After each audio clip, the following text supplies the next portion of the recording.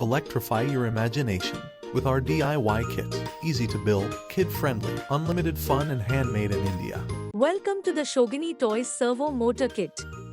We are now on project 3 in the manual, which is using a push-to-on switch. To begin, take any color LED and connect the red wire to any hole in the positive rail. Connect the black wire of the LED to hole H30, row H, column 30. Next, connect one wire of the push switch to the negative rail and the other wire to hole F30.